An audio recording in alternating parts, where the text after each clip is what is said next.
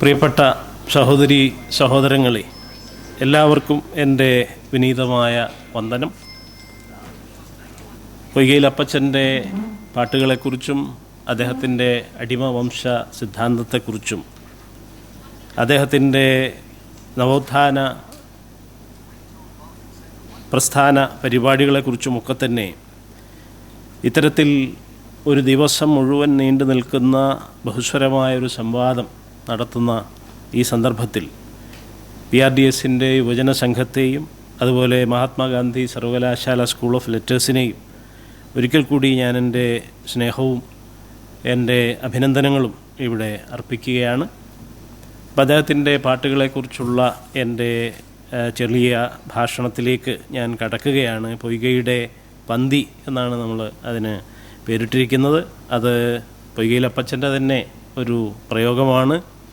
അതായത് ലോകത്തെ ഏറ്റവും സ്നേഹം നിറഞ്ഞ, ഏറ്റവും സത്യവും നീതിയുമുള്ള, ഏറ്റവും സാഹോദര്യവുമുള്ള താണിരിക്കുന്ന പന്തിയാണ് പൊയ്കയുടെ പന്തി എന്നാണ് അദ്ദേഹം തന്നെ ഒരു മുദ്രയായിട്ട് അദ്ദേഹത്തിൻ്റെ പാട്ടുകളിൽ 20-ാം നൂറ്റാണ്ടിൻ്റെ തുടക്കത്തിൽ ഏതാണ്ട് ഒരു നൂറ്റാണ്ടിന് മുമ്പ് അദ്ദേഹം നടത്തിയ ഭാഷണങ്ങളിലും സഞ്ചാരപ്രസംഗങ്ങളിലും മറ്റ് നിരവധി യോഗങ്ങളിലും പൊതുസമ്മേളനങ്ങളിലും പ്രജാസഭയിലടക്കം ഇപ്പോൾ ഇവിടെ മധുകുമാർ ആലപിച്ച ആ ഗാനമാകട്ടെ, പാട്ട്, അത് പ്രജാസഭയിൽ പാടിയിട്ടുള്ള പാട്ടാണ്.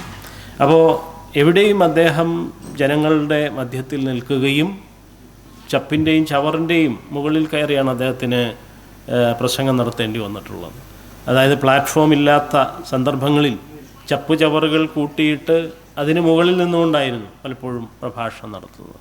10-20 പേര് മാറി മാറി നിന്നുകൊണ്ട് അദ്ദേഹത്തിൻ്റെ പാട്ടുകളും പറച്ചിലുകളും ഭാഷണങ്ങളും ഇങ്ങനെ ഉച്ചഭാഷണി ഇല്ലാതിരുന്ന ഒരു നൂറ്റാണ്ട് മുമ്പുള്ള കാലത്ത് 60-70 ദിവസം വരെ നീണ്ടു നിൽക്കുന്ന വലിയ രക്ഷാനിർണയന യോഗങ്ങളുടെ പരമ്പരകൾ തന്നെ, സഞ്ചാരപ്രസംഗങ്ങളുടെ പരമ്പരകൾ തന്നെ നടത്തിക്കൊണ്ട് പോയിക്കൊണ്ടിരുന്ന ആ സന്ദർഭത്തിൽ അദ്ദേഹം ചെയ്യുകയുണ്ടായിട്ടുണ്ട്. നമുക്കറിയാം, ഐതിഹാസികമായിട്ടുള്ള പൂർവ്വമാതൃകകളില്ലാത്ത എന്ന് ആധുനിക കാലത്ത് പറയാൻ കഴിയുന്ന ഒരു ജീവിതവും ഭാഷണവും സംഗീതവും ആവിഷ്കാരവും ഒക്കെ തന്നെയാണ് അദ്ദേഹം നടത്തിയിട്ടുള്ളത്. അത് യഥാർത്ഥത്തിൽ ഓർമ്മയുടെ വീണ്ടെടുപ്പാണ്. ഇവിടെ പ്രൊഫസർ PS രാധാകൃഷ്ണൻ സൂചിപ്പിച്ചു.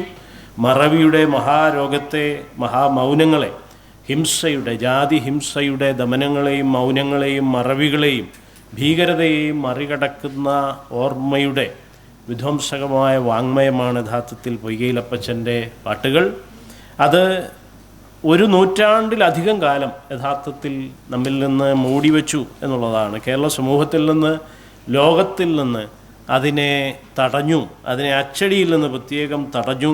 പക്ഷേ അതിനെ വീണ്ടും ഓർമ്മയുടെയും വിചിന്തനത്തിൻ്റെയും എഴുത്തിൻ്റെയും ഒക്കെ തന്നെ പാരമ്പര്യത്തിലൂടെ ജനത വീണ്ടെടുത്തു. അടിസ്ഥാന ജനത ആർക്കു വേണ്ടി പൊയ്കയിലപ്പച്ചൻ പാടുകയും പറയുകയും ജീവിക്കുകയും ചെയ്തോ, ആ അടിസ്ഥാന ജനത തന്നെ അദ്ദേഹത്തിൻ്റെ പാഠങ്ങളെ ഓർമ്മയിൽ ഇട്ട് ലാളിക്കുകയും വളർത്തുകയും പെരുക്കുകയും എഴുതുകയും കൈയെഴുത്തിലൂടെയും പുതുപാഠങ്ങളിലൂടെയും അന്യപാഠങ്ങളിലൂടെയും ഒക്കെ തന്നെ ആ കൃതികളെ വിപുലമായി വികസിപ്പിച്ച് ഇപ്പോൾ വളരെ അടുത്ത് 21-ാം നൂറ്റാണ്ട് പിറന്നതിന് ശേഷം മാത്രമാണ് അദ്ദേഹം അച്ചടിയിലേക്ക് വന്നത് എന്ന കാര്യം നാം പ്രത്യേകം ഓർക്കേണ്ട ഒരു കാര്യമാണ്.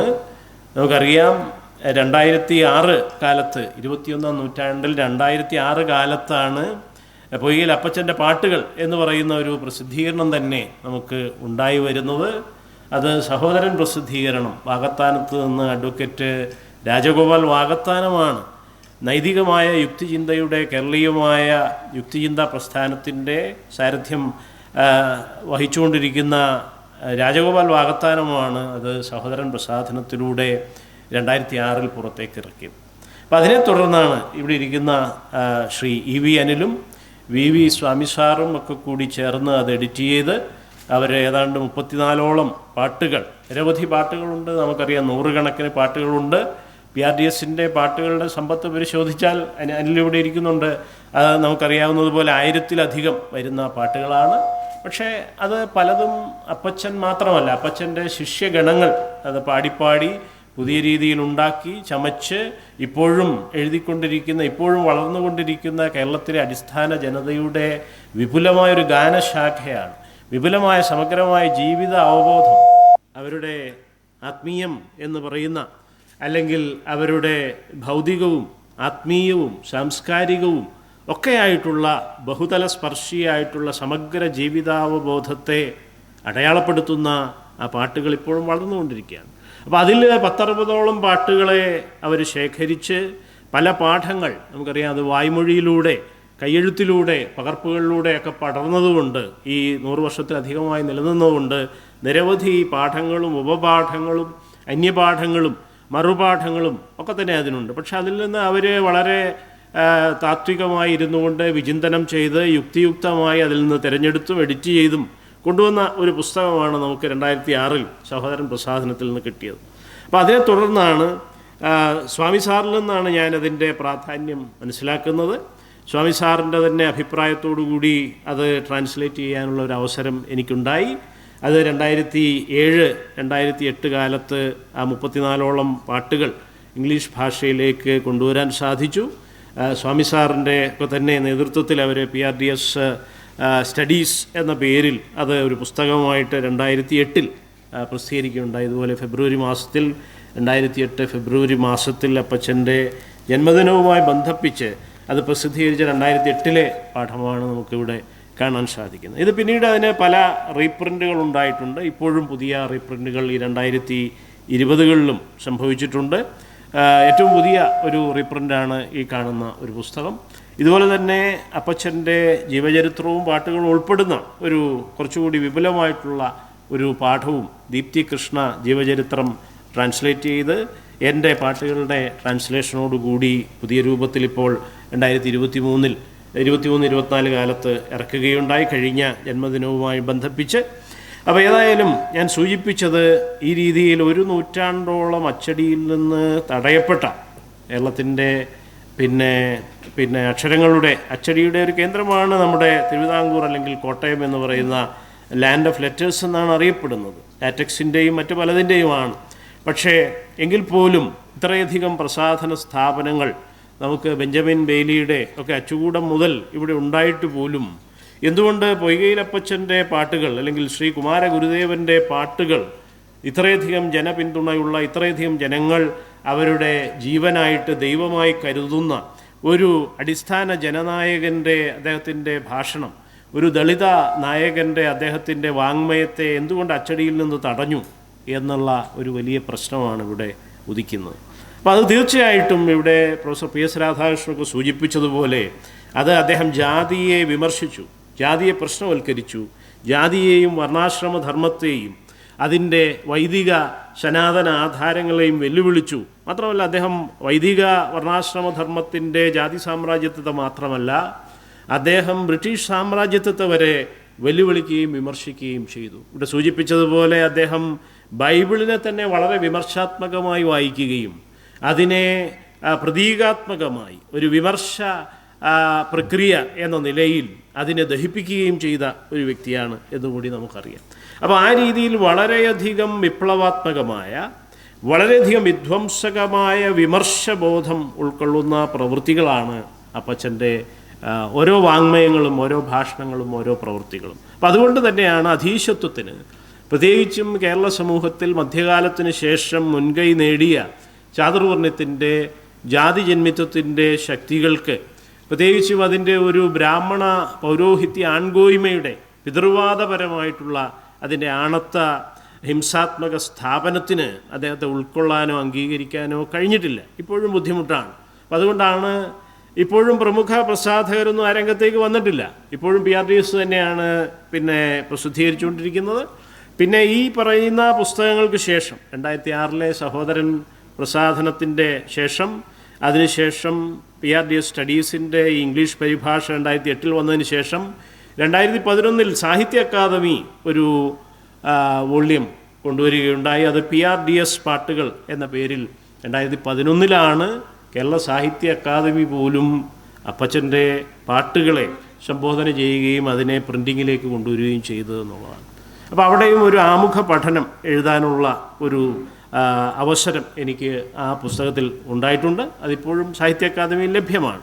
അപ്പം അതുമാത്രമാണ് ഒരു ഔദ്യോഗികമായിട്ടുള്ള അല്ലെങ്കിൽ ബഹുജനങ്ങളുടെ നികുതിപ്പണം ഉപയോഗിക്കുന്ന ഭരണഘടനാ സംവിധാനങ്ങളുള്ള ഒരു സ്ഥാപനത്തിൽ നിന്ന് അദ്ദേഹത്തിൻ്റെ പുസ്തകം ഇറങ്ങുന്ന അങ്ങനെ മാത്രമാണ്. അപ്പോൾ അതിനുശേഷം മാത്രമാണ് പല സിലബസുകളിലേക്കും സർവകലാശാല സിലബസുകളിലേക്ക് കേരളത്തിനകത്തും പുറത്തും ഒക്കെ ആയിട്ട് ഇംഗ്ലീഷിലും മലയാളത്തിലും ഒക്കെ തന്നെ ഇപ്പോൾ വന്നിട്ടുണ്ട്. അപ്പോൾ ഈ 1 നൂറ്റാണ്ട് കാലത്തിലധികമുള്ള തമസ്കരണത്തെ അതിജീവിച്ചു എന്നുള്ളത് തന്നെയാണ് യഥാർത്ഥത്തിൽ അദ്ദേഹത്തിൻ്റെ പാട്ടുകളുടെ സാഹിത്യ സാംസ്കാരിക മൂല്യത്തിൻ്റെ ഏറ്റവും വലിയ ഉദാഹരണം അല്ലെങ്കിൽ അതിൻ്റെ ഒരു നിദർശനം എന്ന് പറയുന്നത്.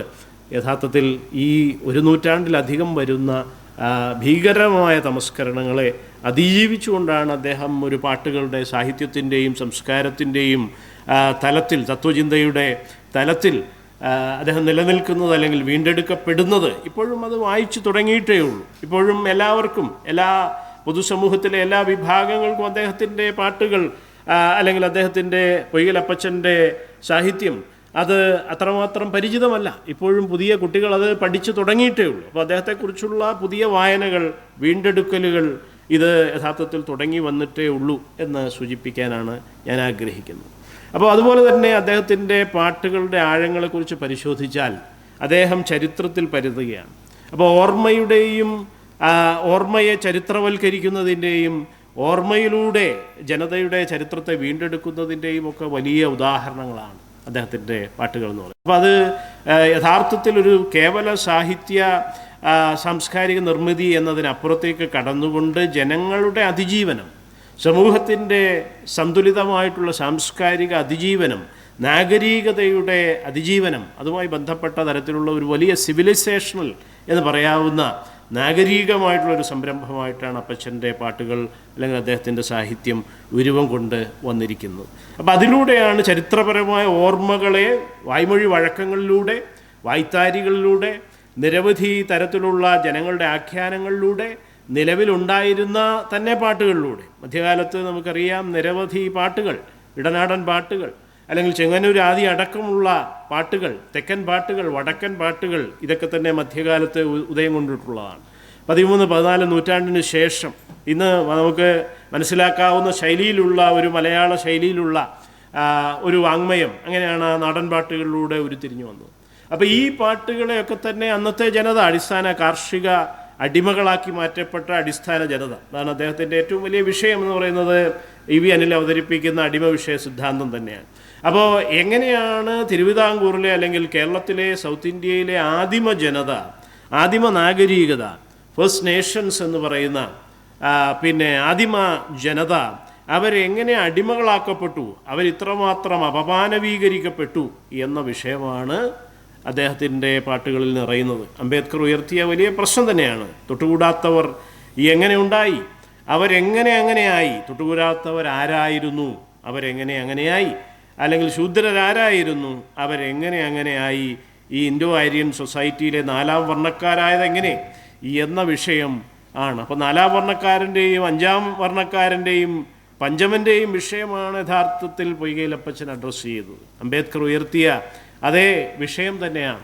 അപ്പോൾ എങ്ങനെ അവരൊക്കെ ഈ പുറവഴിക്കാരാക്കി, എങ്ങനെ അവർ പുലയരായി മാറി, എങ്ങനെ അവർ പറയരായി മാറി, അപ്പോൾ എങ്ങനെയാണ് ഈ പഴിയും പുലയും പുറയും ഒക്കെ ഉണ്ടായത് എന്നല്ലേ, കുറവരുടെ കുറവും സിദ്ധനരുടെ കുറവുമൊക്കെ ഉണ്ടായത് എന്ന ഒരു വലിയ ജ്ഞാനാന്വേഷണമാണ്. അപ്പം അതാണ് ഞാൻ പറഞ്ഞ ഒരു നാഗരികമായ വൈജ്ഞാനിക സമീക്ഷ തന്നെയാണ്. തത്വചിന്താപരവും വൈജ്ഞാനികവും ചരിത്രപരവും സാമൂഹ്യശാസ്ത്രപരവും ഒക്കെ ആയിട്ടുള്ള നമുക്ക് താരതമ്യം ചെയ്യാൻ കഴിയുന്നത് അംബേദ്കറുടെ രചനകളുമായി തന്നെയാണ്, അല്ലെങ്കിൽ അയോധ്യദാസ പണ്ഡിതരുടെ വാങ്മയവുമായിട്ടും അദ്ദേഹത്തിൻ്റെ വിധ്വംസകമായ സമാന്തര ചരിത്ര ഭാവനയുമായിട്ട് തന്നെയാണ് യഥാർത്ഥത്തിൽ പൊയ്കയിൽ അപ്പച്ചൻ്റെ എഴുത്തുകൾക്ക്, അല്ലെങ്കിൽ അദ്ദേഹം ഇരുന്നെഴുതിയതല്ല മറിച്ച് പാടി ഓരോ സന്ദർഭങ്ങളിലും ജീവിത സമരത്തിൻ്റെ, ഈ ജനതയെ നയിക്കുന്നതിൻ്റെ, സമുദായത്തിൻ്റെ സന്ദർഭത്തിൽ രൂക്ഷമായ ജീവിത സമരപാതകളിൽ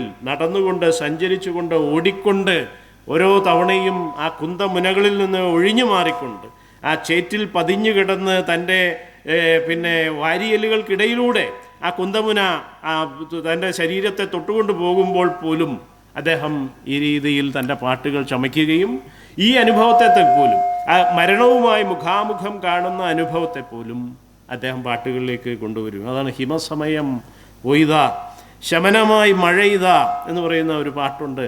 കൊമരകം ചിന്ന എന്ന് പറയുന്ന ദളിത് വനിത അദ്ദേഹത്തെ വലിയ ഒരു ജീവന് ഭീഷണി ഉണ്ടായിരുന്ന ഒരു സന്ദർഭത്തിൽ കൊമരകത്ത് വെച്ച് അദ്ദേഹം സംസാരിച്ചു കൊണ്ടിരുന്ന കുടിലും.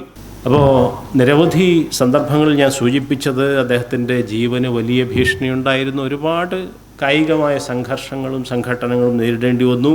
പലപ്പോഴും സ്ത്രീകളാണ്, അടിസ്ഥാന ജനതയും സ്ത്രീകളുമാണ് അദ്ദേഹത്തിൻ്റെ ജീവൻ രക്ഷിച്ചത്. സ്ത്രീവേഷത്തിലാണ് പല സ്ഥലങ്ങളിൽ നിന്നും കൊണ്ടുപോയത്. ആ കൊണ്ടുപോകുന്നതിന് രക്ഷപ്പെടുത്തുന്നതിനിടയിൽ മറ്റ് ദളിത് സ്ത്രീകൾക്ക് പരിക്കേൽക്കുകയും അവർ പലരും മരണപ്പെട്ടു പോകുന്ന രീതിയിലുള്ള മാരകമായ പരിക്കുകൾ ഏൽക്കുകയൊക്കെ ഉണ്ടായിട്ടുണ്ട്. നമ്മുടെ തന്നെ പൊയ്കയുടെ പാട്ടും പന്തിയും എന്ന് പറയുന്ന ഒരു വീഡിയോ യൂട്യൂബിൽ അവൈലബിൾ ആണ്.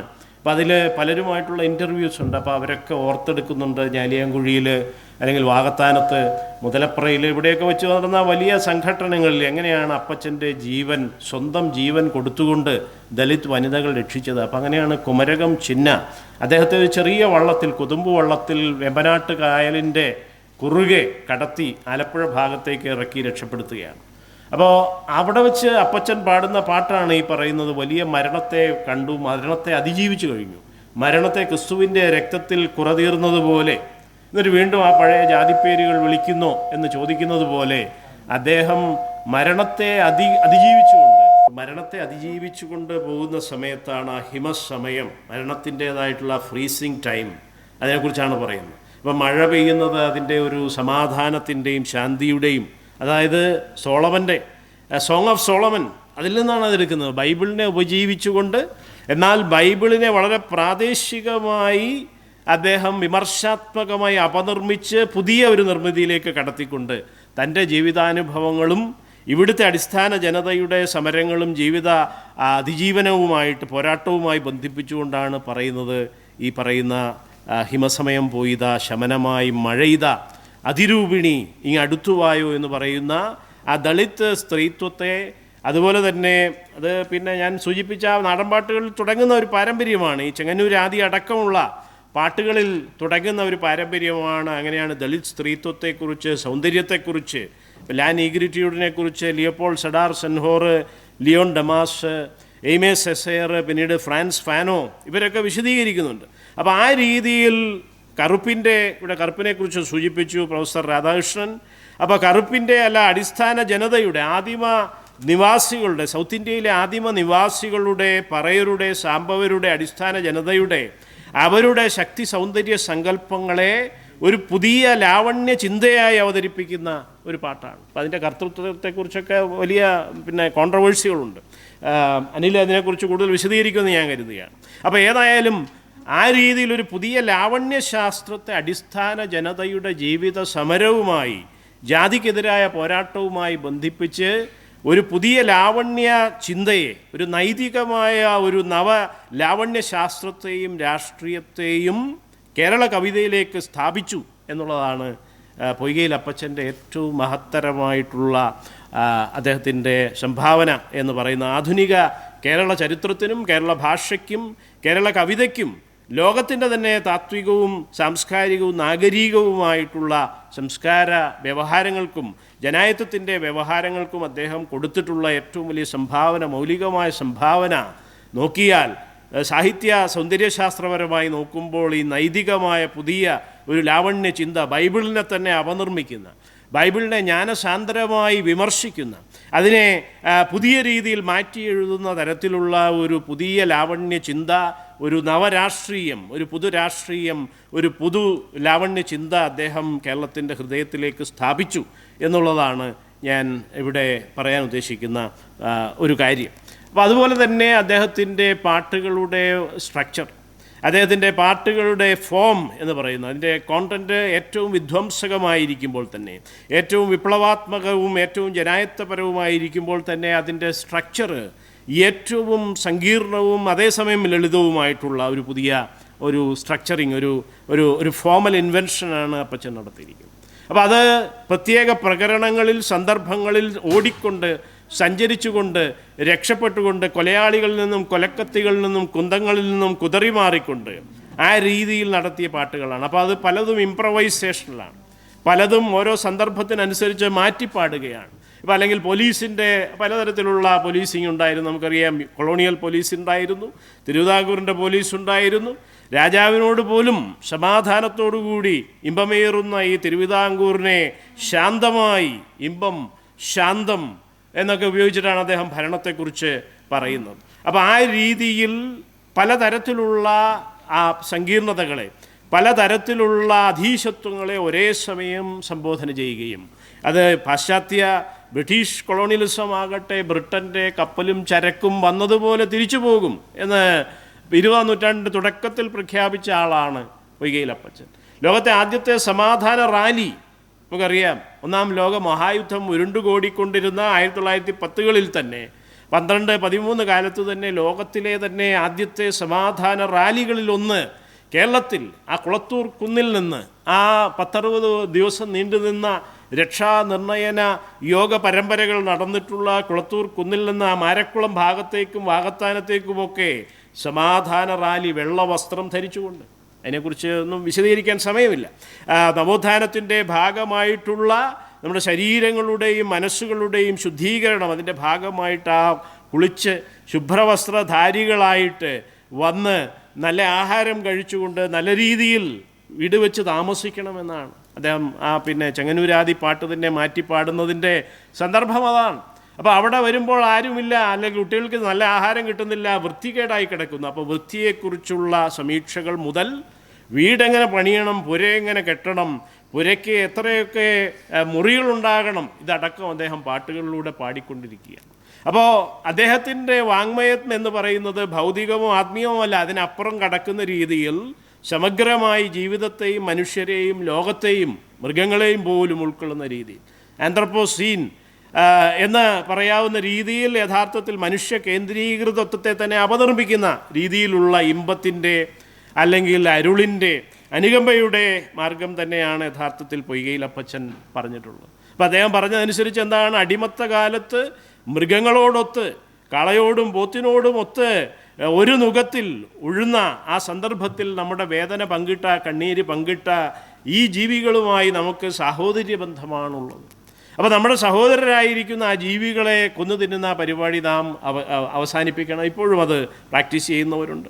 അപ്പോൾ ആ രീതിയിൽ വളരെ പ്രായോഗികവും ചരിത്രപരവുമായിട്ടുള്ള യുക്തീകരണത്തിലൂടെയാണ് യഥാർത്ഥത്തിൽ പിന്നെ അനുകമ്പയുടെ ഒരു നീതിശാസ്ത്രത്തെ കൂടി അദ്ദേഹം മൃഗസാഹോദര്യവാദത്തിലൂടെ, പൊയ്കയിലപ്പച്ചൻ്റെ മറ്റൊരു പ്രധാനപ്പെട്ട ഒരു സംഭവമാണ് മനുഷ്യ കേന്ദ്രിതത്വത്തെ തന്നെ വിമർശാത്മകമായി ആത്മവിചിന്തനപരമായി അപനിർമ്മിക്കുന്ന ഒരു മൃഗസാഹോദര്യവാദവും കൂടി അദ്ദേഹം അവതരിപ്പിച്ചിട്ടുണ്ട്. നമ്മുടെ എം ബി മനോജിൻ്റെ പിന്നെ ഒരു കവിത തന്നെ, ഒരു പുസ്തകം തന്നെ അദ്ദേഹം ടൈറ്റിൽ ചെയ്തിരിക്കുന്ന ആ കവിതയാണ്. അതാണ് മുൻകാലികൾ കൂട്ടിക്കെട്ടിയ നടത്തക്കാർ എന്ന് പറയുന്ന ഒരു കവിത, ഒരു പുസ്തകം തന്നെ എം ബി മനോജ് പ്രസിദ്ധീകരിച്ചിട്ടുണ്ട്. എന്താണ്, ഈ മൃഗങ്ങളാണ്, മൃഗങ്ങളുടെ ആ കാല് കെട്ടി അറവ് മൃഗങ്ങളായി കൊണ്ടുപോകുമ്പോഴാണ് ആ കാല് കെട്ടി കൂട്ടിക്കെട്ടി അവർക്ക് ഓടാൻ മേലാത്തതുപോലെ കൊണ്ടുപോകുന്നത്. ആ പീഡയുടെ, ഹിംസയുടെ ഒരു പീഡ എറുമ്പിനും വരുത്തരുതെന്നുള്ള അനുകമ്പയും സദാ എന്ന് നാരായണഗുരു പറയുന്ന ആ അനുകമ്പയുടെ, കാരുണ്യത്തിൻ്റെ, മഹാകരുണയുടെയും മൈത്രിയുടെയും സന്ദേശം തന്നെയാണ് യഥാർത്ഥത്തിൽ പൊയ്കയിലപ്പച്ചൻ്റെ പാട്ടുകളുടെ സാരവത്തായിട്ട് അതിൻ്റെ മറ്റ് മൂല്യതലങ്ങളിലേക്ക്, മാനവിക അല്ലെങ്കിൽ പ്രാപഞ്ചിക മൈത്രി മൂല്യതലങ്ങളിലേക്ക് ഇറങ്ങുമ്പോൾ നമുക്ക് കാണാൻ സാധിക്കുന്നു. അപ്പോൾ അങ്ങനെയാണ് അദ്ദേഹം ആ രീതിയിൽ മൃഗസാഹോദര്യവാദത്തെ അവതരിപ്പിച്ചു. സ്ത്രീ പുരുഷ തുല്യത, മറ്റൊരു വലിയ ജെൻഡർ ജസ്റ്റിസിൻ്റെ വലിയ ഒരു തത്വചിന്തകനും പ്രഭാഷകനും തന്നെയായിരുന്നു, പ്രഘോഷകൻ തന്നെയായിരുന്നു അദ്ദേഹം. അപ്പോൾ അദ്ദേഹമാണ് പറഞ്ഞത്, പെൺകുട്ടികൾക്ക് ഉള്ള വിദ്യാഭ്യാസം, പെൺകുട്ടികൾക്ക് തുല്യനീതി, അവർക്ക് നല്ല ഭക്ഷണം. അപ്പോൾ ആ രീതിയിൽ സ്ത്രീകളുടെ തുല്യത അത് മാത്രം പോരാ, നല്ല ഭക്ഷണം കൊടുത്ത് അവരെ അങ്ങ് വളർത്തി വീട്ടിലിരുത്തിയാൽ പോരാ, മറിച്ച് അവർക്ക് പൊതുമണ്ഡലത്തിൽ ഒരു ഇടം വേണം, അവരുടേതായിട്ടുള്ള ഒരു ഇടം, പ്രാതിനിധ്യം, അവർക്ക് പൊതുമണ്ഡല പ്രവേശവും പ്രാതിനിധ്യവും വേണം. ദലിതർക്ക് മാത്രം കിട്ടിയാൽ പോരാ എന്ന് പറഞ്ഞാൽ അതെല്ലാം പിന്നെ അപ്പച്ചനെ പോലെയുള്ള പുരുഷ പ്രജകൾ അടിച്ചുകൊണ്ട് പോകും എന്ന് അദ്ദേഹത്തിന് വളരെ അറിയാമായിരുന്നു. അപ്പോൾ അതുകൊണ്ടാണ് ഇപ്പോഴും സാധ്യമാകാത്ത സ്ത്രീകളുടെ 52% വരുന്ന നമ്മുടെ ജനസംഖ്യയിൽ, ഇന്ത്യ മഹാരാജ്യത്തിൻ്റെ ജനസംഖ്യയിൽ 52% വരുന്നത് സ്ത്രീകൾ. അവരാണ് നമ്മുടെ സമൂഹത്തെ ജനിപ്പിച്ച് വളർത്തി മുന്നോട്ട് കൊണ്ടുപോകുന്നത്. അപ്പോൾ അവരാണ് യഥാർത്ഥത്തിൽ അവർക്ക് അവരുടെ പ്രാതിനിധ്യം, അവരുടെ ഇടം, പ്രവേശം പൊതുമണ്ഡലത്തിൽ, പൊതുവിദ്യാഭ്യാസത്തിൽ, പൊതുസേവന രംഗത്ത്, മറ്റ് പബ്ലിക് സെക്ടറുകളിൽ, അക്കാദമികളിൽ, മാധ്യമങ്ങളിൽ, മറ്റ് സാംസ്കാരിക ഭരണഘടനാ സ്ഥാപനങ്ങളിലൊക്കെ ഉണ്ടോ എന്നതാണ് വിഷയം. ഇപ്പോഴും സാധ്യമായിട്ടില്ല. 75 വർഷത്തിലധികം നീണ്ടുനിന്ന നമ്മുടെ ഭരണഘടനാ വാഴ്ചയിൽ ഇന്ന് ഭരണഘടന തന്നെ പ്രതിസന്ധിയിലായിരിക്കുന്ന, അതിൻ്റെ നീതി തത്വങ്ങളെ തന്നെ നിരന്തരം അട്ടിമറിച്ച് അതിനെ ഒരു ചട്ടുകമാക്കി വെച്ച് അല്ലെങ്കിൽ ഒരു കവർ ചട്ടയാക്കി മാറ്റി വെച്ചിരിക്കുന്ന ഇന്നത്തെ സന്ദർഭത്തിൽ അത് ഇതുവരെ സാധ്യമായിട്ടില്ല. അപ്പോൾ അത് 100 നൂറ്റാണ്ട് മുമ്പാണ് പൊയ്കയിൽ അപ്പച്ചൻ പറയുന്നത്. യഥാർത്ഥത്തിൽ ഈ സ്ത്രീകൾക്ക് തുല്യനീതി എന്ന് പറഞ്ഞാൽ അവർക്ക് ആഹാരവും വിദ്യാഭ്യാസവും മനുഷ്യാവകാശങ്ങളും മാത്രം പോരാ, അവരുടെ പൊതുമണ്ഡല പ്രവേശം, പ്രാതിനിധ്യം, പ്രത്യേകിച്ചും സാമൂഹ്യ രാഷ്ട്രീയ പ്രാതിനിധ്യം വളരെ നിർണായകമാണ്. അപ്പോൾ അതിനെ തുടർന്നാണ് അമ്മച്ചിയുടെ നേതൃത്വത്തിൽ നമുക്കറിയാം വലിയ ഒരു പ്രക്ഷോഭം തന്നെ തിരുവിതാംകൂർ ഭരണകൂടത്തിൽ അവരൊരു വലിയ മെമ്മോറാണ്ടം സമർപ്പിക്കുകയുണ്ടായിരുന്നു. ദളിത് സ്ത്രീകളാണ് PRDSലെ, അത് സ്ത്രീവേദിയാണ്, സ്ത്രീ സംഘടനയാണ് യഥാർത്ഥത്തിൽ ആദ്യമായി കേരള ചരിത്രത്തിൽ. ഒരുപക്ഷെ നാട്ടുരാജ്യങ്ങളുടെ ഇന്ത്യയുടെ മൊത്തം ചരിത്രം എടുത്താലും നമുക്കറിയില്ല. എനിക്കതിനെക്കുറിച്ച് കൂടുതൽ ഗവേഷണങ്ങൾ നമ്മുടെ കുട്ടികൾ നടത്തേണ്ടതുണ്ട്. അപ്പോൾ നോക്കിയാൽ ആദ്യമായി കേരളത്തിൻ്റെ ചരിത്രത്തിൽ ഏതായാലും അല്ലെങ്കിൽ സൗത്ത് ഇന്ത്യയുടെ ചരിത്രത്തിൽ ആദ്യമായി അടിസ്ഥാന ജനതയിലുള്ള സ്ത്രീകൾ തങ്ങളും മനുഷ്യരാണ്, ain't I a woman, Sojourner Truth, bell hooks ഇവരൊക്കെ പറഞ്ഞത് നമുക്കറിയാം. പക്ഷേ പൊയ്കയിൽ അമ്മച്ചി പറഞ്ഞത് നമുക്കറിയില്ല. ആരാണ് അതിന് പിന്നിൽ പ്രവർത്തിച്ചത്? സാക്ഷാൽ പൊയ്കയിൽ അപ്പച്ചൻ തന്നെയാണ് അതിൻ്റെ പിന്നിൽ, അതിൻ്റെ ആശയമണ്ഡലം, അതിൻ്റെ പ്രചോദനം ഒരുക്കിയത് എന്നുള്ളതിൽ ആർക്കും സംശയത്തിന് സാധ്യതയില്ല. അപ്പോൾ അവിടെയാണ് പ്രജാസഭയിലടക്കം, നിയമനിർമ്മാണ സഭയിലടക്കം, അതുപോലെ എക്സിക്യൂട്ടീവ്, ജുഡീഷ്യറി, ലെജിസ്ലേച്ചർ, മറ്റ് ഫോർത്ത് എസ്റ്റേറ്റ് ആയിട്ടുള്ള മീഡിയ എല്ലായിടത്തും വേണം. അപ്പോൾ അതിലെ പ്രാഥമികമാണ് നിയമനിർമ്മാണ സഭയിൽ, പ്രജാസഭയിൽ ദലിത് വനിതകൾക്ക് അവരുടെ ജനസംഖ്യാനുപാതികമായ പ്രാതിനിധ്യം ഒരു ജനായത്വ സംവിധാനത്തിലേക്ക് നാം പോകുമ്പോൾ ഭരണമാറ്റം വരാൻ പോവുകയാണ്, ഭരണ കൈമാറ്റം വരാൻ പോവുകയാണ്. അല്ലെങ്കിൽ അംബേദ്കർ മുന്നറിയിപ്പ് നൽകിയതുപോലെ അത് കേവലം ഒലിഗാർക്കിയിലേക്കുള്ള ഒരു വരേണ്യ പ്രഭുത്വ പൗരോഹിത്യ ന്യൂനപക്ഷത്തിലേക്കുള്ള, വരേണ്യരിലേക്ക്, കുലീനരിലേക്ക് മാത്രമുള്ള ഒരു ഭരണമാറ്റമായി മാറും.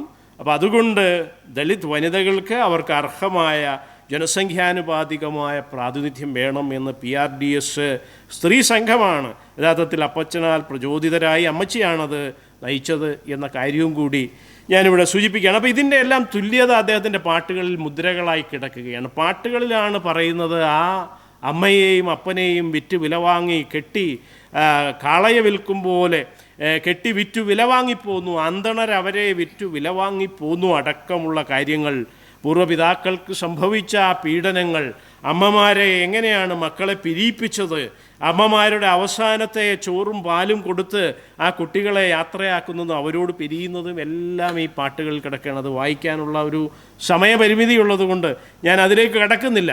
ഈ പാട്ടുകൾ മാത്രം നിങ്ങളുടെ വായനയിലേക്കായി ഇത്തരം പുസ്തകങ്ങൾ ഇപ്പോൾ ലഭ്യമാണ്. അപ്പോൾ അതുകൊണ്ട് സാഹിത്യ അക്കാദമി അടക്കമടിച്ച പുസ്തകങ്ങൾ അത് ലഭ്യമാണ്. ആ പാട്ടുകൾ നിങ്ങൾ വായിക്കണം എന്നുള്ള അഭ്യർത്ഥന മാത്രമാണ്. ഇപ്പോൾ തെക്ക് നിന്നും വടക്ക് നിന്നും, അതുപോലെ തന്നെ അടിമ മറപ്പതാമോ അടക്കമുള്ള ആ പാട്ടുകൾ നിങ്ങൾ ഓരോരുത്തരും, നമ്മൾ ഓരോരുത്തരും, ഓരോ കേരള മക്കളും വായിക്കുകയും നിത്യപാരായണത്തിന് വിധേയമാക്കുകയും ചെയ്യേണ്ട ബഹുജന ഗാനങ്ങളായിട്ടാണ് അദ്ദേഹം എഴുതിയിരിക്കുന്നത്. ഭാഷയെ തന്നെ നവീകരിച്ചു.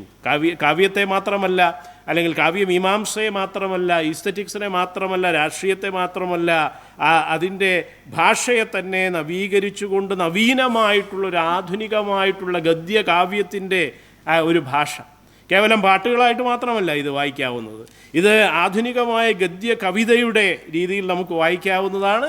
അപ്പോൾ ആ രീതിയിൽ ഒരു പുതിയ ഭാഷാ വ്യവഹാരത്തെ, മനുഷ്യൻ്റെ മനസ്സിനെ സ്പർശിക്കുന്ന, വളരെ പെട്ടെന്ന് കമ്മ്യൂണിക്കേറ്റ് ചെയ്യുന്ന രീതിയിൽ, ഹൃദയസ്പർശിയായ രീതിയിലുള്ള ഒരു നവീനമായിട്ടുള്ള ലളിതമായിട്ടുള്ളൊരു ഗദ്യത്തെ, അത് പ്രാചീന മലയാളത്തിൻ്റെയോ അല്ലെങ്കിൽ തമിഴിൻ്റെയോ ഒന്നും തന്നെ വലിയ ഹാങ് ഓവറില്ല, സംസ്കൃതത്തിൻ്റെ ഒരുതരം സ്വാധീനങ്ങളും ഇല്ലാതെ തന്നെ ലളിതമായ നവീനമായ ഒരു കാവ്യഭാഷ, ഗദ്യാത്മകമായ ഒരു കാവ്യഭാഷയെ തന്നെ ഒരു പുതിയ ഭാഷയും ഭാഷണത്തെയും കൂടി സ്ഥാപിച്ചുകൊണ്ടാണ് അദ്ദേഹം യഥാർത്ഥത്തിൽ കേരളത്തിൻ്റെ കവിതയ്ക്ക്, കേരളത്തിൻ്റെ സംസ്കാരത്തിന്, കേരളത്തിൻ്റെ ബഹുജന ഗാനശാഖയ്ക്ക് ഒക്കെ വളരെ അഗാധമായിട്ടുള്ള ഫൗണ്ടേഷണലായിട്ടുള്ള ആധാരം നൽകുന്ന തരത്തിലുള്ള കോൺട്രിബ്യൂഷൻസ് ചെയ്തത് എന്ന് സൂചിപ്പിക്കാൻ ഞാനിവിടെ ആഗ്രഹിക്കുകയാണ്. അപ്പോൾ ഈ മറ്റൊരു കാര്യമെന്ന് പറയുന്നത് അദ്ദേഹത്തിൻ്റെ ഈ സൂക്ഷ്മ അവബോധമാണ്. ഈ പറഞ്ഞ മനുഷ്യരെക്കുറിച്ച് മാത്രമല്ല, മൃഗങ്ങളെക്കുറിച്ച് മാത്രമല്ല, സൂക്ഷ്മമായ ജീവജാലങ്ങളെക്കുറിച്ചുള്ള അദ്ദേഹത്തിൻ്റെ മൈത്രി ബോധത്തിൻ്റെ വിപുലീകരണം എന്ന് പറയാം. കേരളത്തിലെ ഓരോ പാഴ്മരങ്ങളെക്കുറിച്ചും, കേരളത്തിലെ ഓരോ പുല്ലിക്കൊടികളെക്കുറിച്ചും, അല്ലെങ്കിൽ അണുജീവികളിലും പോലും സാഹോദര്യം കാണുന്ന ആ ഒരു രീതി, പൂക്കളിലും പുഴുക്കളിലും പുൽക്കൊടിയിലും പോലും തൻ്റെ സഹോദരങ്ങളെ കാണുന്ന ആ മൈത്രി ബോധം, അതാണ് അദ്ദേഹം പാഴ്മരങ്ങളെക്കുറിച്ചുള്ള പാട്ടുകൾ നമുക്കറിയാം. അതുപോലെ ചേമ്പുകളെക്കുറിച്ചും, അതുപോലെ മറ്റ് നിരവധി തങ്ങൾക്ക് ഭക്ഷണം ആയി മാറിയിട്ടുള്ള ചെറിയ ജീവജാലങ്ങൾ, ചെറിയ സസ്യങ്ങൾ, ഈ ഓരോന്നിനെയും എണ്ണിപ്പറഞ്ഞുകൊണ്ട് എങ്ങനെയാണ് അടിസ്ഥാന ജനതയുടെ അതിജീവനം യഥാർത്ഥത്തിൽ കേരളത്തിൽ സാധ്യമായത്. അടിമത്തത്തിൻ്റെ കാലത്ത്, അടിമത്തം 53 യഥാർത്ഥത്തിൽ തിരുവിതാംകൂറിലെ അടിമത്തം അവസാനിച്ചു. 1853 ഔദ്യോഗികമായിട്ട് വിളംബരത്തിലൂടെ അവസാനിച്ചെങ്കിൽ പോലും അത് നമുക്കറിയാം, നമ്മുടെ ഭരണഘടന വരുന്ന സമയത്തോളം പല രീതിയിൽ ഒളിഞ്ഞും തെളിഞ്ഞും ജാതി അടിമത്തമായിട്ടത് നിലനിൽക്കുകയാണുണ്ട്. അത് പല സ്ഥലങ്ങളിൽ ഇപ്പോഴും തുടരുന്നുണ്ട്. നമുക്കറിയാം, ഇപ്പോഴും കേരളത്തിൻ്റെ അതിർത്തികളിൽ പല സ്ഥലങ്ങളിലും ചിരട്ടയിൽ ചായ കൊടുക്കുന്ന, അല്ലെങ്കിൽ 2 തരത്തിലുള്ള ഗ്ലാസ്സുകളിൽ ചായ കൊടുക്കുന്ന, നമ്മുടെ കൂടൻ തന്നെ രേഖപ്പെടുത്തിയിരിക്കുന്ന, അദ്ദേഹത്തിനോട് ചായ കുടിച്ച ഗ്ലാസ് കഴുകി വെക്കാൻ പറഞ്ഞപ്പോൾ അദ്ദേഹം എടുത്തെറിഞ്ഞ കാര്യം അദ്ദേഹത്തിൻ്റെ മൈ ലൈഫ് എന്ന് പറയുന്ന ഓട്ടോബയോഗ്രഫിയിൽ രേഖപ്പെടുത്തിയിട്ടുണ്ട്. കണ്ടൽക്കാടുകൾക്കിടയിൽ എൻ്റെ ജീവിതം എന്ന് പറഞ്ഞാൽ അത് 10, 60, 70 വർഷമേ ആയിട്ടുള്ളൂ. അപ്പോൾ ആ രീതിയിൽ അതിഭീകരമായിട്ടുള്ള ജാതിയുടെ ഭീകരത ഇപ്പോഴും വാണുകൊണ്ടിരിക്കുന്ന ഈ സമയത്താണ് അദ്ദേഹം സർവ്വചരാചരങ്ങളെക്കുറിച്ചും, പാഴ്ചെടികളെക്കുറിച്ചും, പുല്ലുകളെക്കുറിച്ചും, കോന്നയും, കോമാവ്, കാഞ്ഞിരം, വഞ്ചി, മന്ദമരുതി, ഉതി, മാതളം, തേന്മാവ്, കരുന്താളി, ഇരുമാച്ചി, പുളിമാവ്, കരിവാക, വാഗ, മരുതോന്നി, കുളമാവ്, ചെറുനെല്ലി, വില്ല്, ഇങ്ങനെ അദ്ദേഹം പറയാത്ത സസ്യലതാദികളില്ല, അദ്ദേഹം കാണാത്ത സൂക്ഷ്മ ജീവജാലങ്ങളില്ല. അപ്പോൾ ഓരോന്നിനോടും സാഹോദര്യമാണ് പുലർത്തിയിട്ടുള്ളത്. അതുപോലെ തന്നെ അടിമകളുടെ ശരീരങ്ങളെ വലിച്ചെറിഞ്ഞതിനെക്കുറിച്ച്, ചിതറിക്കപ്പെട്ട ജനതയെക്കുറിച്ച് എങ്ങനെയാണ് അംബേദ്കർ ആലോചിച്ചതുപോലെ തന്നെ എങ്ങനെയാണ് തൊട്ടുകൂടാത്തവരെ ഉണ്ടാക്കിയത്? വലിയ ഹിംസയിലൂടെയാണ്, ദണ്ഡനീതിയിലൂടെയാണ്, മനുസ്മൃതി അടക്കമുള്ള സ്മൃതി ശ്രുതി പുരാണങ്ങളുടെ ദണ്ഡനീതിയിലൂടെയാണ് യഥാർത്ഥത്തിൽ ഈ വിപുലമായിട്ടുള്ള അപമാനവീകരണം നടന്നത്. അപ്പോൾ അതിൻ്റെ സമഗ്ര വിശദാംശങ്ങളും അടിമത്ത ജീവിതത്തിൻ്റെ സമഗ്രമായ സഹനങ്ങളും സമരങ്ങളും എല്ലാം തന്നെ സൂക്ഷ്മാംശത്തിൽ കർത്തൃത്വങ്ങളിലൂടെ, അതാണ് സ്ത്രീകളെ ഏറ്റവും അധികം ആകർഷിച്ചത്. അദ്ദേഹം പലപ്പോഴും അദ്ദേഹത്തിൻ്റെ ആഖ്യാനം പൊയ്യലപ്പച്ചൻ എന്ന നിലയിൽ തുടങ്ങുകയും പിന്നീട് ആഖ്യാനം പോകുന്നത് ഭൂതകാലത്തിലേക്കും ഭാവിയിലേക്കുമൊക്കെ പോയിട്ട് മറ്റു മനുഷ്യരിലേക്ക് അദ്ദേഹം പകർന്നാടുകയാണ്. നിരവധി ആഖ്യാന ശബ്ദങ്ങൾ, അതാണ് അദ്ദേഹത്തിൻ്റെ പാട്ടുകളുടെ ബഹുസ്വരത എന്ന് പറയുന്ന ഒരു അംശം. ആഖ്യാന ക്ഷമതയും അതിൻ്റെ സ്ട്രക്ചറിനെ കുറിച്ച് ഞാൻ സൂചിപ്പിച്ചതിലും കൂടി വരുന്ന ഒരു കാര്യമാണിത്. അതിൻ്റെ രൂപത്തിൽ അതിസങ്കീർണമായ, ലളിതമാണെന്ന് നമുക്ക് പുറമേ തോന്നും, ചെറിയ കുറച്ച് വരികളേ ഉള്ളൂ, ഒരു പേജേ ഉള്ളല്ലോ എന്ന് തോന്നും. പക്ഷേ അതിനകത്ത് വരുന്ന സങ്കീർണമായ ആഖ്യാന ഘടനകൾ, ആഖ്യാന ശബ്ദങ്ങൾ, ചിതറിക്കപ്പെട്ട, വെട്ടിനീക്കപ്പെട്ട, അല്ലെങ്കിൽ ചവിട്ടി അമർത്തപ്പെട്ട, കുഴിച്ചു മൂടപ്പെട്ട, തങ്കലാനിൽ ഒക്കെ നമുക്കറിയാം, പാരഞ്ജിത്തിൻ്റെ സിനിമയിൽ നമ്മൾ കണ്ടതാണ്. അവർ പോയി വെട്ടി കുഴിച്ചെടുക്കുകയാണ്, ആ കിണറ്റിലിട്ട് മൂടിയിരിക്കുകയായിരുന്നു, ബുദ്ധൻ്റെ തലയാണ് അവിടെ കിടക്കുന്നത്. അപ്പോൾ അതാണ് അവർ പൊക്കിയെടുത്തുകൊണ്ട് വരുന്നത്. എന്ന് പറഞ്ഞതുപോലെ ആറ്റിലും തോട്ടിലും മലങ്കാട്ടിലും മറ്റ് കിണറ്റിലുമൊക്കെ ഇട്ട് മൂടിയ ആ അവശിഷ്ടങ്ങളെ മത്സ്യത്തിനുദരത്ത് സമുദ്രത്തിൽ പോയിട്ട് അതിനടിത്തട്ടിലേക്ക് പൊയ്കച്ചിൽ അപ്പച്ചൻ ഊളിയിട്ട് പോകുന്നു എന്ന് നമുക്ക് തോന്നുന്നത് പോലെ സമുദ്രത്തിനടിയിലേക്ക് അദ്ദേഹം പോയിട്ട് വലിയ മത്സ്യങ്ങളുടെ, തിമിംഗലങ്ങളുടെ, സ്രാവുകളുടെയൊക്കെ ഉദരത്തിലേക്ക് അദ്ദേഹം പ്രവേശിച്ചിട്ട് അവിടെ കാണുകയാണ്, അതാ തലയോട്ടി, അല്ലെങ്കിൽ അതാ ആ വാരിയല് കിടക്കുകയാണ്, എൻ്റെ അപ്പനപ്പൂപ്പന്മാരുടെ, എൻ്റെ അമ്മൂമ്മമാരുടെ വാരിയല്ലാണ് ആ കിടക്കുന്നത് എന്ന് പറയുന്ന അത്രയും സൂക്ഷ്മമായി അത്രയും പ്രപഞ്ചവ്യാപിയായിരിക്കുന്ന ഒരു ഭാവനയും വാങ്മയവും അതിൻ്റെ സങ്കീർണമായ ആഖ്യാന ഘടനകളുമൊക്കെയാണ് അദ്ദേഹം ഇതിലേക്ക് ഉൾച്ചേർത്തിരിക്കുന്നത്. സ്ത്രീകളായിട്ട് അദ്ദേഹം പാടുകയാണ്, സ്ത്രീകളായിട്ടാണ് പാടുന്നത്. അമ്മ എങ്ങനെയാണ് ആ കൊച്ചിന് പാല് കൊടുത്തത്, അവസാനം വേർപിരിഞ്ഞത് എങ്ങനെയാണ്, തൻ്റെ ആദ്യത്തെ കുട്ടിയെ ഉറുമ്പരിച്ചു എന്നാണ് ഒരു അമ്മയാണ് പറയുന്നത്. അപ്പോൾ ഒരു സ്ത്രീയാണ് അവിടെ ആഖ്യാനത്തിലേക്ക് വരുന്നത്. ആദ്യം അപ്പച്ചൻ തുടങ്ങുകയാണ്, കുറച്ച് കഴിയുമ്പോൾ അപ്പച്ചൻ അമ്മച്ചിയായി മാറുകയാണ്. അപ്പോൾ അപ്പനില്ലാത്തവർക്ക് അപ്പൻ ഞാൻ, അമ്മയില്ലാത്തവർക്ക് അമ്മ, അങ്ങനെയാണ് ഞാൻ യഥാർത്ഥത്തിൽ പ്രത്യക്ഷ രക്ഷയുടെ ഒരു ദൈവമായി അടിസ്ഥാന ജനതയ്ക്ക് വെളിപ്പെടുക എന്ന് പറയുന്ന അദ്ദേഹത്തിൻ്റെ ഓരോ വാക്കും ശരീരവും ശാരീരവും എല്ലാം തന്നെ, ആ പാട്ടും സംഗീതവും ഓർമ്മയും സ്മൃതിയും എല്ലാം തന്നെ ഇത്രമാത്രം ബഹുജന ഹിതത്തിലേക്കും ബഹുജന സുഖത്തിലേക്കുമായി പരിത്യജിച്ച ഒരു വ്യക്തിത്വം നമുക്ക് ആധുനിക കാലത്ത് കാണാൻ വളരെ വളരെ അപൂർവമാണ്. വളരെ അധികം അദ്ദേഹത്തിൻ്റെ പ്രാപഞ്ചികമായിട്ടുള്ള സമഗ്രമായിട്ടുള്ള ഭൗതികം ആത്മീയം എന്ന് തരംതിരിക്കാനാവാത്ത രീതിയിൽ സമഗ്രമായ ജീവിതാവബോധവും തത്വചിന്തയും വാങ്മയവും ആണ് അദ്ദേഹം സൃഷ്ടിച്ചിരിക്കുന്നത്. അതിനെ കവിതയെന്ന് മാത്രം കാറ്റഗറൈസ് ചെയ്യാൻ പറ്റില്ല. അത് വലിയ സ്പിരിച്വൽസാണ്, അത് വലിയ താത്വിക രചനകളാണ്, ധാർമ്മിക മീമാംസകളാണ്. അപ്പോൾ അത് നമ്മളങ്ങനെ നോക്കുമ്പോൾ യഥാർത്ഥത്തിൽ സൗത്ത് ഇന്ത്യയിൽ നമുക്ക് പാക്കനാരുടെ, പണ്ടത്തെ പാക്കനാരോടറിയുക പുലയനാരോടും ഈ രേഖമൂന്നി ശണ്ഠയ്ക്കോതുന്നുവോ ഹൃദയം അതിനിടുക്കേറുമൻ സൂത്രധാര എന്ന് ചില്ലുവഴക്കിൽ പങ്കെടുത്തുകൊണ്ട് മൂലൂര് പറയുന്നുണ്ട്. മൂലൂരാണ് ആദ്യമായിട്ട് ഈ വള്ളുവരായിട്ടുള്ള പുലയനാരെക്കുറിച്ചും, അതായത് തിരുക്കുറളിൻ്റെ കർത്താവായിട്ടുള്ള തിരുവള്ളുവരെക്കുറിച്ചും അതുപോലെ പാക്കനാരെക്കുറിച്ചും, പാക്കനാരെന്ന പറയ കവി മജീഷ്യനും കൂടിയായിരുന്നു, എരിയെപ്പോലെ നമ്മുടെ പ്രദീപൻ്റെ എരി, അപൂർണമായിട്ടുള്ള നോവലിലെ എരിയെപ്പോലെ ഒരു മജീഷ്യനും കൂടിയായിരുന്നു അദ്ദേഹം, മാന്ത്രികനായിരുന്നു എന്ന് പറഞ്ഞാൽ വജ്രയാന സിദ്ധനും കൂടിയായിരുന്നു. അപ്പോൾ ആ രീതിയിൽ നമ്മുടെ പാക്കനാരിൽ, നമ്മുടെ തിരുവള്ളുവരിൽ ഒക്കെ കാണുന്ന, അതുപോലെ നന്ദനാർ, ഇവരെ 3 പേരെക്കുറിച്ചും പേരെടുത്ത് പറഞ്ഞ് ഇവരാണ് എൻ്റെ ഗുരുക്കൾ, ഇവരിൽ നിന്നാണ് നാം പഠിക്കേണ്ടത്. പണ്ടത്തെ പാക്കനാരോടറിയുക പുലയനാരോടുമീ എന്ന് ആവർത്തിച്ച് പറയുന്ന മൂലൂർ കുറുമ്പൻ ദൈവത്താനുമായിട്ട് ചേർന്നുകൊണ്ടാണ് അദ്ദേഹം അതൊക്കെ എഴുതുന്നത്. പുലവൃത്തങ്ങൾ ഇതുപോലെ പ്രജാസഭയിൽ പാടാൻ വേണ്ടി മൂലൂരും കുറുമ്പൻ ദൈവത്താനും കൂടി എഴുതുന്നത്. അപ്പോൾ മൂലൂർ ഓർമ്മിപ്പിച്ചതുപോലെ നാം നോക്കുമ്പോൾ സൗത്ത് ഇന്ത്യയുടെ, നമ്മുടെ കേരളത്തിൻ്റെയും സൗത്ത് ഇന്ത്യയുടെയും ഒക്കെ ചരിത്രത്തിൽ, തമിഴക ചരിത്രത്തിൽ നമുക്ക് കമ്പയർ ചെയ്യാവുന്നത് അയോധ്യദാസ പണ്ഡിതർ നിൽക്കുകയാണ്. അതിനപ്പുറത്തേക്ക് പോകുമ്പോൾ 16-ാം നൂറ്റാണ്ടിലേക്ക് പോകുമ്പോൾ പാക്കനാരെ തന്നെയാണ്, പറയ കവിയായിട്ടുള്ള ഈരാറ്റിങ്കലെ പാക്കനാരെ, പേരാറിൻ്റെ കരയിൽ ജീവിച്ച പാക്കനാരെക്കുറിച്ച്, പേരാറിനെ 2ആയിട്ട് പകുത്തയാളാണ്. തൻ്റെ മാജിക്കിലൂടെ, തൻ്റെ മാന്ത്രിക താന്ത്രിക വിദ്യയിലൂടെ ഒരു കാഞ്ഞിരത്തിൻ്റെ കോലുകൊണ്ട് പേരാറിൻ്റെ ഗതി മാറ്റിയ മനുഷ്യനാണ് യഥാർത്ഥത്തിൽ പാക്കനാർ. അപ്പോൾ അത്രയും മഹാസിദ്ധനും താന്ത്രികനുമായിരുന്നു. അപ്പോൾ അതുപോലെയുള്ള, അല്ലെങ്കിൽ വള്ളുവരെ പോലെയുള്ള പിന്നെ നമ്മുടെ തമിഴകത്തിൻ്റെ നൈതിക സഭ്യതയ്ക്ക് ആധാരം പകർന്ന തിരുക്കുറൽ എന്ന് പറയുന്ന, തിരുക്കുറൽ അയോധ്യദാസർ പറയുന്നത് അത് തിരുക്കുറലാണ്, തിപിടകം പോലെ തിരുക്കുറലുമാണ്, തിരുക്കുറലുമാണ്. കാരണം തിപിടകങ്ങൾ അറം പൊരുൾ മുതൽ എന്ന് പറയുന്ന 3 വലിയ പുസ്തകങ്ങളാണ് അതിനകത്ത് കാണുന്നത്.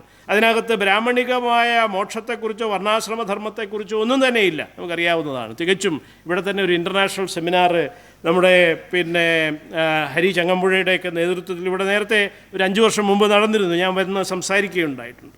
അപ്പോൾ ഏതായാലും ആ രീതിയിൽ നമ്മുടെ സൗത്ത് ഇന്ത്യൻ നാഗരികത്തിൻ്റെ ആധാരങ്ങളിലേക്കാണ് പൊയ്കയിൽ അപ്പച്ചൻ്റെ ഈ വിപുലമായിട്ടുള്ള ജാതിവിരുദ്ധമായ, വർണ്ണവിരുദ്ധമായ, മനുഷ്യോന്മുഖമായ, പ്രപഞ്ചോന്മുഖമായ തത്വചിന്തയെ നമുക്ക് ഇടപെടുത്താവുന്നത് യഥാർത്ഥത്തിൽ പാക്കനാരിലേക്കും, മധ്യകാല പറയകവിയായ പാക്കനാരിലേക്കും തിരുവള്ളുവരിലേക്കും തന്നെയാണ് എന്ന ഒരു സൂചനയും, മറ്റൊരു രീതിയിൽ ആധുനിക കാലത്ത് യഥാർത്ഥത്തിൽ അയോധ്യദാസ പണ്ഡിതരുടെ ആ ഭാവന, ഇന്ദിരർ ദേശ ചരിത്രം എഴുതിക്കൊണ്ട് സൗത്ത് ഇന്ത്യയുടെ ബൗദ്ധ ചരിത്രത്തെ വീണ്ടെടുത്തിട്ടുള്ള അയോധ്യദാസ പണ്ഡിതരുടെ അദ്ദേഹത്തിൻ്റെ ആ ഒരു ഭാവന, ആ രീതിയിലൊക്കെയുള്ള ഒരു വലിയ സംഭാവനയാണ്, അല്ലെങ്കിൽ ഒരു വാങ്മയമാണ് അപ്പച്ചൻ തൻ്റെ പാട്ടുകളിലൂടെ.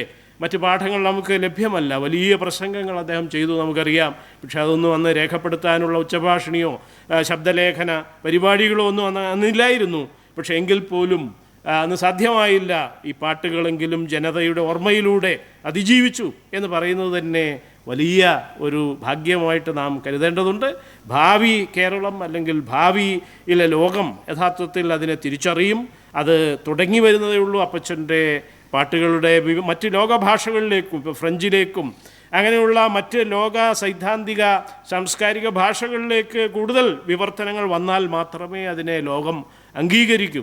അപ്പോൾ ആ രീതിയിലുള്ള പുതിയ പരിശ്രമങ്ങൾ, അതുപോലെ സിനിമയിലും മറ്റ് മാധ്യമങ്ങളിലും ഉള്ള പുതിയ ശ്രമങ്ങൾ, മഹാത്മാ അയ്യങ്കാളിയെക്കുറിച്ച് ഒരു സിനിമ, 1-2 സിനിമകൾ വന്നുകൊണ്ടിരിക്കുകയാണ്, സാധ്യമാകും എന്ന് നാം പ്രതീക്ഷിക്കുകയാണ്. അപ്പോൾ ആ രീതിയിൽ സിനിമയുടെയും മറ്റ് ദൃശ്യകലകളുടെയും പെർഫോമൻസുകളുടെയും ഒക്കെ തന്നെ ഒരു ആവശ്യം, ഇൻ്റർസീമിയോട്ടിക് ആയിട്ടുള്ള പുതിയ അഡാപ്റ്റേഷൻസും ട്രാൻസ്ലേഷൻസും ട്രാൻസ്ക്രിയേഷൻസും ഒക്കെ ഉണ്ടായാൽ മാത്രമേ ലോകത്തിൻ്റെ ശ്രദ്ധയിലേക്ക് അപ്പച്ചൻ്റെ ഈ പാട്ടുകൾ, കവിതകൾ, ഏറ്റവും അടിസ്ഥാന ജനതയുടെ ഈ പന്തി, അല്ലെങ്കിൽ സാഹോദര്യത്തിൻ്റെ, സ്നേഹത്തിൻ്റെ, സത്യനീതികളുടെ ഈ മാനവികമായ ഈ ചേരി അല്ലെങ്കിൽ പന്തി, ഇത് ലോകത്തിൻ്റെ ശ്രദ്ധയിലേക്ക് എത്തേണ്ടതുണ്ട് എന്ന ഒരു സൂചനയും കൂടി വെച്ചുകൊണ്ട് സമയപരിമിതി കൊണ്ട് ഞാനിവിടെ ചുരുക്കുകയാണ്. ഇതിനവസരം തന്ന സ്കൂൾ ഓഫ് ലെറ്റേഴ്സിനും അതുപോലെ തന്നെ നമ്മുടെ PRDS യുവജന സംഘങ്ങൾക്കും മറ്റെല്ലാ സഹോദരങ്ങൾക്കും ഒരിക്കൽ കൂടി എൻ്റെ വിനീതമായ വന്ദനം, സ്നേഹം അറിയിക്കുന്നു.